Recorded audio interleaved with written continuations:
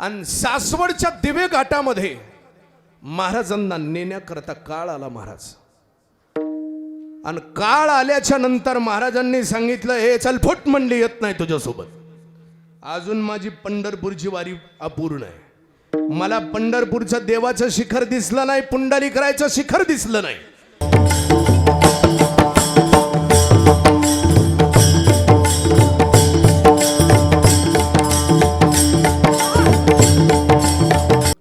ज्ञानोबारायच्या पालखी सोहळ्यात एवढं एकच सांगून थांबतो. बरंचसं चरित्र आहे, मला माहित आहे. ही चरित्र अनुभवलेली ही माणसं आज या ठिकाणी उपस्थित आहे. ज्ञानोबारायच्या पालखी सोहळ्यामध्ये वेळापूरला एक रिंगण होतं पहा. जे तिसरं गोल रिंगण होतं त्या रिंगणाचं नाव माहिती आहे का तुम्हाला? त्याला ठाकूरबुवाचं गोल रिंगण असं म्हटलं जातं.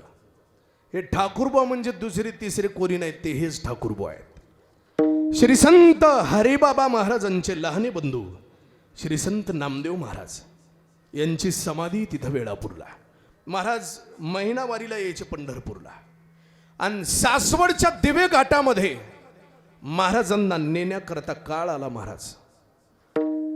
आणि काळ आल्याच्या नंतर महाराजांनी सांगितलं, हे चल फुट म्हणली येत नाही तुझ्यासोबत. अजून माझी पंढरपूरची वारी अपूर्ण आहे. मला पंढरपूरचं देवाचं शिखर दिसलं नाही, पुंडलिकाचं शिखर दिसलं नाही, चंद्रभागा दिसली नाही, वाळवंट दिसलं नाही. मी आता येणार नाही. चल चल. काळाला वापस पाठवणे इतकी ताकद संतात आहे. तिथून काळ वापस गेला. महाराज तसंच दिंडीमध्ये चालत चालत वेळापूरचं हे जे ठिकाण आहे रिंगणाचं, त्या वेळापूरच्या उघडेवाडीच्या उंच वट्यावरून महाराजांना तिथूनच पंढरपूर दिसलं, तिथूनच वाळवंट दिसलं, तिथूनच चंद्रभागा दिसली, तिथूनच परमात्मा दिसला. आणि महाराजांनी सांगितलं, बस माझी वारी पूर्ण झाली. आणि म्हणून महाराजांनी स्वतःच्या मनावर तिथं देह ठेवला. महाराज ते ठिकाण वेळापूरचं आहे. आज तागायत ज्ञानोबारायची पालखी आळंदीवरून निघते. हो, निघाल्याच्या नंतर पालखी पुढंच जाते, पाठीमागं कुठंच येत नाही. तुम्ही पहा. पण ठाकूरबुवा नावाचा एकच अपवाद आहे. या ठाकूरबुवाच्या परंपरेकरता ज्ञानोबारायचं रिंगण आधी पुढं होतं महाराज, तिथं घोड्याचं रिंगण. आणि रिंगण झाल्याच्या नंतर पालखीत बसून ज्ञानोबाराय वापस येतात.